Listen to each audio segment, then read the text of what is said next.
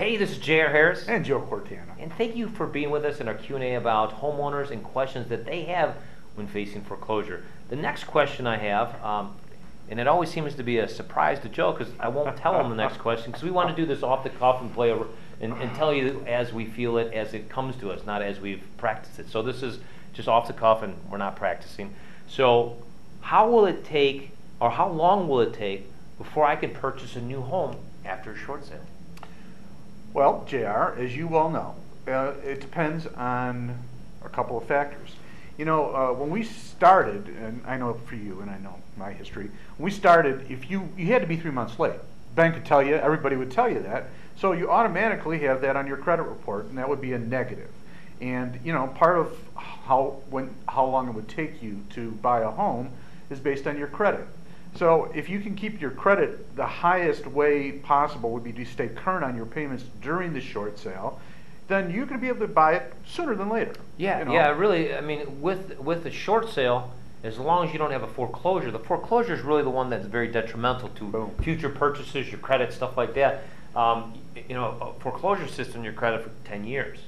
The good old days, back Fannie Mae, Freddie Mac, just even a year and a half ago, you couldn't get a loan through Freddie and Fannie, which are backed by 90% of most loans, for 5 years if it's a primary residence. It was 7 years for an investment. They have changed that. FHA has stepped up and said, you know what, if you've had a foreclosure, we'll actually do something in 3 years. They've said that.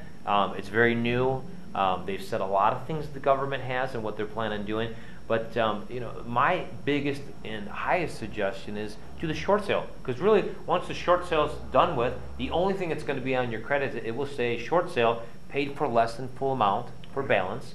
And as soon as your credit's back to a point that you know you can get an FHA loan at 620, as soon as you can get a credit score at 620, and you may have missed no payments on your short sale, you may be back in business in 6 to 12 months. And the settlement impact is what, 80 to 120 points?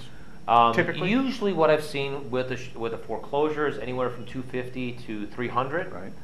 With the late payments and the initial portion of it, it's probably between 80 to 150 for a short sale. And the longer you go from not having a late payment and going 30, 60, 90 days, the more that racks up, obviously the worse your credit becomes. So nowadays I would suggest hold your credit as long as you can. Try to do a short sale without missing payments and getting this done as soon as possible, and make foreclosure not an option. So hopefully that helped. You guys can purchase sooner than later with a short sale, and we'll see you guys on the other side.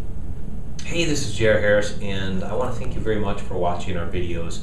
One of the most important parts is the reason we did these videos is to take action and make things better than what they were yesterday, especially when you're facing foreclosure. So what we've done is we've put together what we call our home health analysis.